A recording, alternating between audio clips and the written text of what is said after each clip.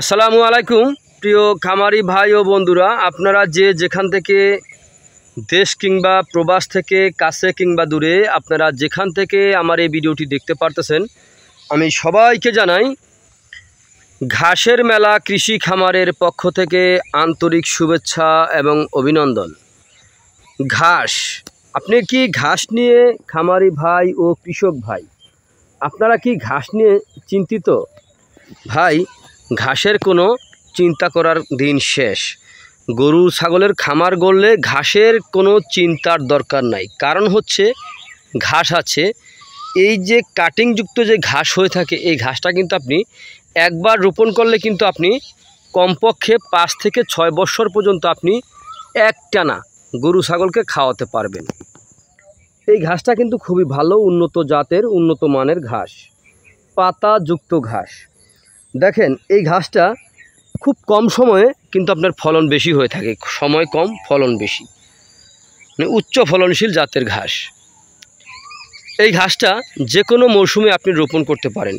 বিশেষ করে এই মৌসুমটা এলো আপনার শুকনার দিনে এই ঘাসটা রোপণ করে একেবারে পারফেক্ট সময়।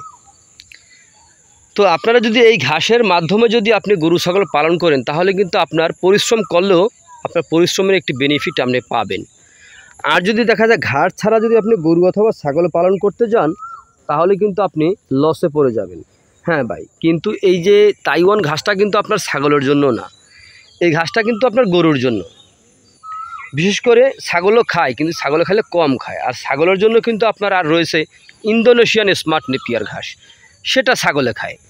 তারপরে রয়েছে আপনার গুয়াতিমালা হাইব্রিড ঘাস, ওটাও ছাগলে খায়। কিন্তু এই তাইওয়ান হাইব্রিড ঘাস অথবা জারা ঘাস, এগুলা ছাগলে খায় কিন্তু আপনার কম খায়। যেমন এই যে এখন এই যে ছোটো চারাগুলো আছে, এরকম অবস্থা থাকাকালীন ছাগলে খায়, কিন্তু ভাই এরকম বড় হলে ছাগলে একেবারে খায় না বললেই চলে। এটা হচ্ছে গরুর জন্য। তো আপনারা কি যদি গরু অথবা ছাগলের খামার করতে চান, তাহলে অবশ্যই তাইওয়ান হাইব্রিড ঘাসের পরিপক্ক কাটিং রোপণ করবেন। এই যে দেখেন, আমরা এই জমি থেকে কাটিং কেটে বিক্রি করি। দেখেন, এই যে দেখেন কাটিংয়ের সাইজটা দেখেন, এই যে দেখেন আমি টান দিয়ে ফালালাম, এই যে দেখেন অঙ্কুরটা কত সুন্দর করে দেখা যাচ্ছে। এই যে অঙ্কুরটা, এই যে দেখেন অঙ্কুরটা, দেখতেই পারতেছেন অঙ্কুর।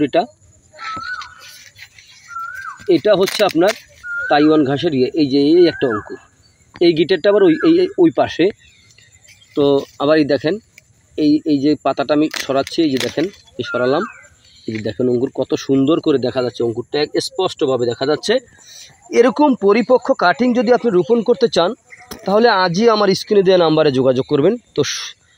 তো যে যেখান থেকে আমার এই ভিডিওটি দেখতে পারতেছেন, তো আপনারা সকলে ভালো থাকবেন, সুস্থ থাকবেন। আল্লাহ হাফেজ।